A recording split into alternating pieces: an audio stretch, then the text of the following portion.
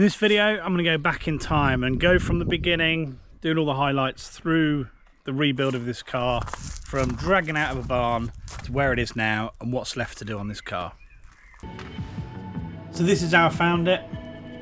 It's a bit of a mess, but not a disaster.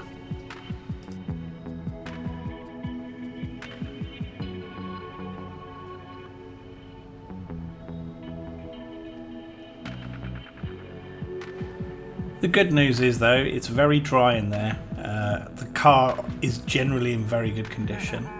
Not much in the way of rust at all on the car. And I think keeping it inside in that barn has really saved it.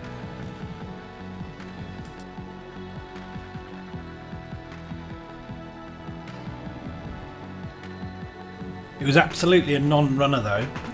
As you can see, the engine doesn't appear to have been turned over for a long time, and we knew that it wasn't able to turn it over, so that was going to be a big job, but we didn't know really how far deep I'd need to go to get this thing going.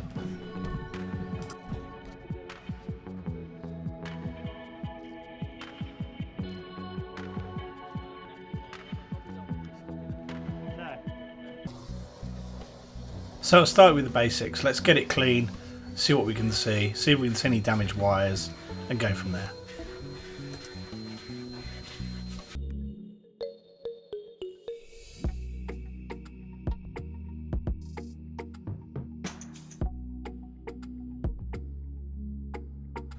Once it was clean, it was on to engine service, get the essentials done.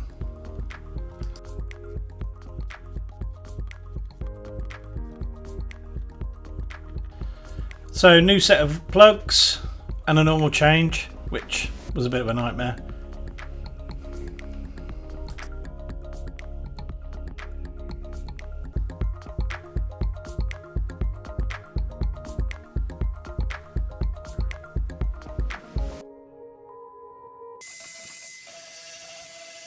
But I must say, I started to enjoy doing the cleaning because the results were looking great.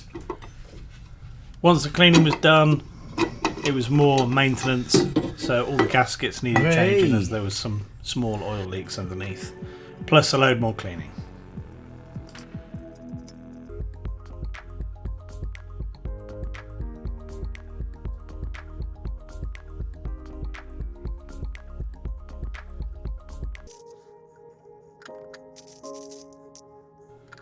New gaskets on, covers back in place, and I've got to say it looks really good. And at this point I'm starting to get really positive about the project, even though I haven't started it up yet.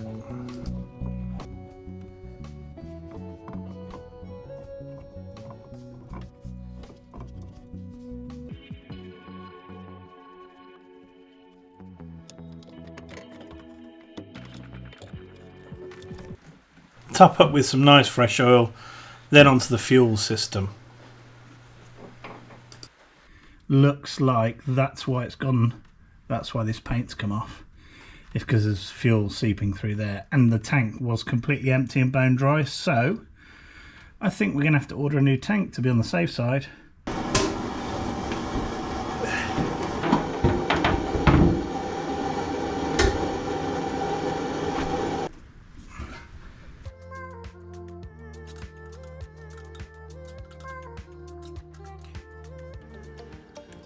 Job was to try and get to the bottom of the electrical issues. I could turn the ignition on, but it would not turn the engine over, and I lay the blame to the 90s overcomplicated immobiliser. So that was the next job. Let's get that out. Oh, okay. Splice these. This is all the cables that I've taken out of the car. That is all immobiliser. So this solved the problem of the engine turning over, but there was simply no spark. So now it was another mission to try and find why the spark wasn't happening. First job was to change the crank sensors. Still nothing. Let me just double check that I put these the right way around. I don't think it matters.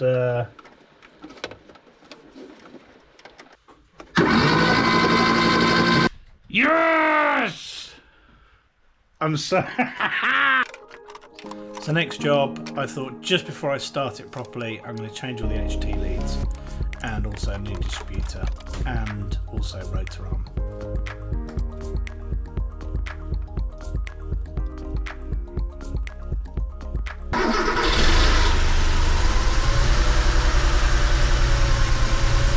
Genuinely, first time I've tried to start it. Can't believe it. So then it was time for the first test drive. Let's see how that goes. Okay, we're stuck in reverse. Okay, in summary, what I've done here is I've gone and got some wood and some metal from the garage. I've wedged actually the piece of metal between the seat and the clutch pedal to keep the clutch pedal pressed down, which then allows me to push the car forwards, and then the idea is I'll reverse it down the drive and back in the garage. A few taps with a hammer and somehow it was fixed.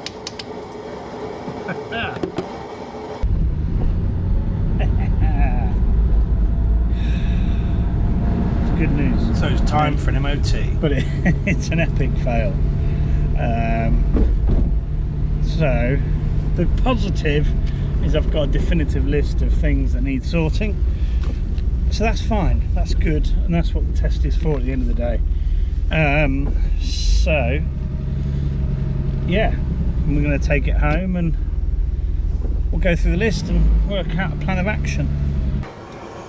Followed was a ton of maintenance. We had brake bindings, perished tyres, faulty lights, it failed emissions, even the door handle's broken.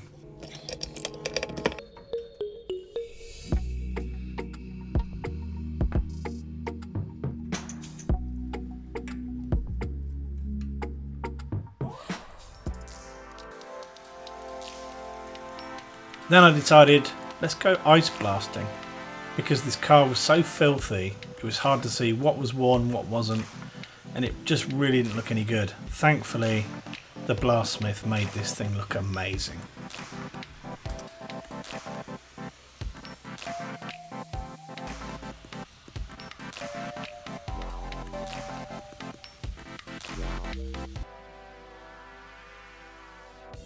So the car's now looking great, but it's still not running right. There's still lots of maintenance to do internally, so time to crack on. The engine was driving me nuts, so I started with fixing the seats. Basically, the chances of me getting the ball bearings back to wherever they're supposed to be is non-existent. Good news is I've got nothing to lose, so I'm going to take it to bits.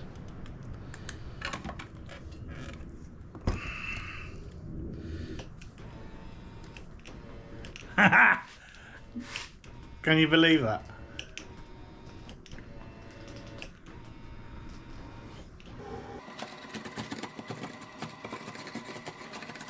Whilst the interior looked good from afar, it was far from good, so that was the next job.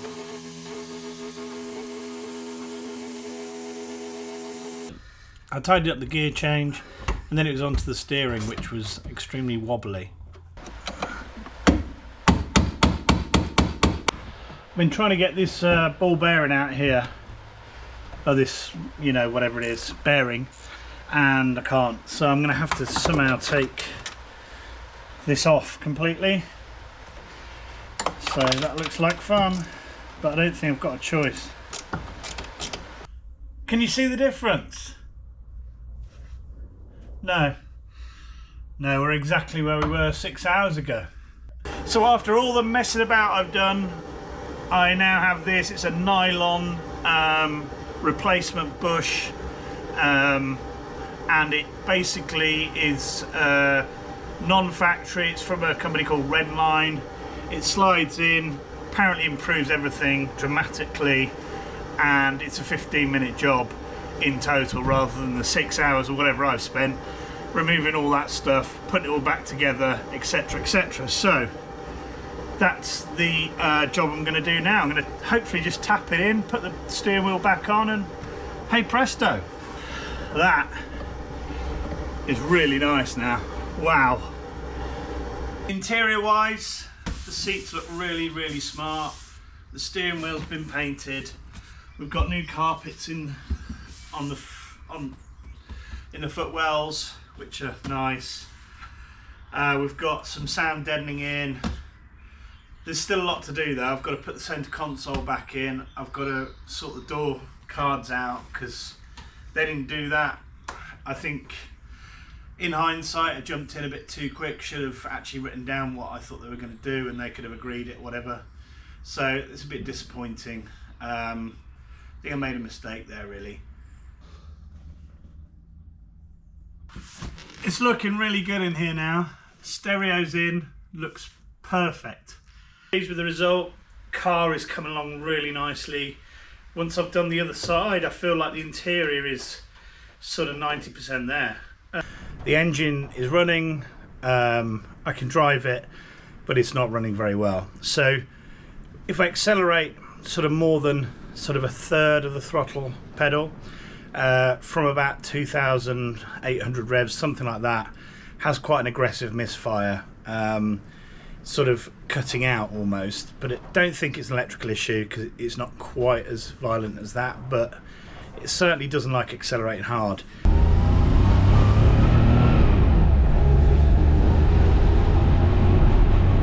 Still the same, exactly the same.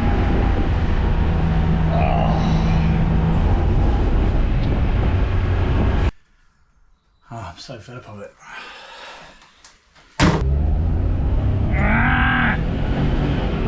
Stupid car.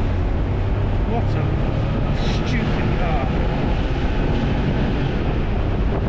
So angry with it. It was time to get the professionals on the case.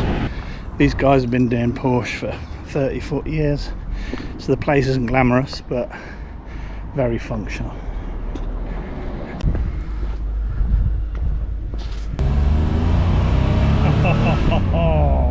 Obviously I got to warm it up, but tell you what, wow. Problem, what was the problem? Well, you know, in the last video I said look, the next thing I would do would be change the ECU, but you know, where do I stop? And yes, and then they came to the conclusion that we'll try an ECU, and bang, ECU straight away worked. Lovely job. So it's an ECU problem. Unfortunately, the enjoyment didn't last long.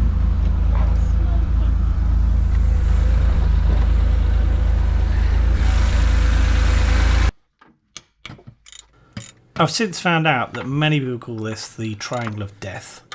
There are oil leaks common all around this area, so it was a case of buying every seal I could and changing them to hopefully get rid of this oil leak.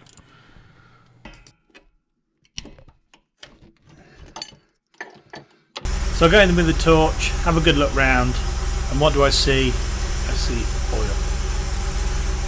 But that is the pressure switch that I believe is the problem. So let's get cracking, get it fitted, fingers crossed. Oh, just so nice to drive. When it's running properly, like now, everything's better. The gear change is easier. It just works. So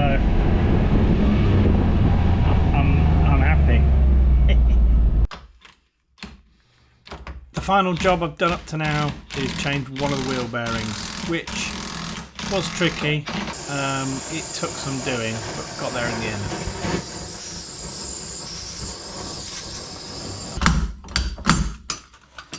Hey!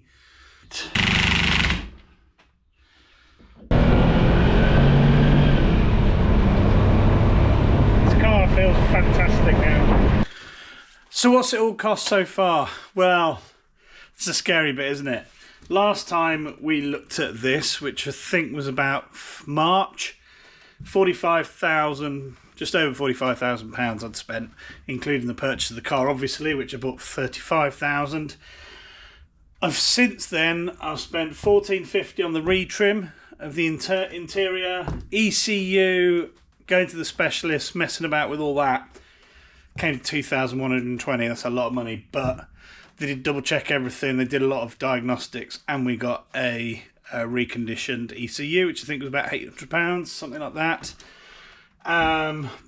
Other parts, £810. Things like the wheel bearings, various gaskets and bits and bobs, rubber pipes, all sorts of different things that I've done since the last update.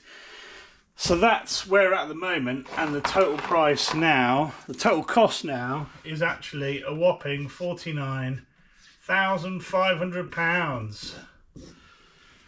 £49,500, which is an enormous amount of money for that car. What's it worth to sell? Don't know. What have I got left to spend? Well, I'm hoping not more than sort of £1,000. I've got the rear screen to get retrimmed. It's about £500, and then there'll be odds and sods from there, I hope, and that'll be it done. So, in the next videos, that's what I'm going to do. I'm going to try and finish this car off, get it done, park it up, and, well, park it up, go on a road trip, park it up, use it whenever I want. That's the idea behind this car, and I'm nearly there now. So, thanks for watching. If there's any of the things you've seen so far that you want to go back and look at, if you haven't watched all the videos, please do go back, have a little look at some videos, and do the liking and subscribing. Thanks for watching. See you next time.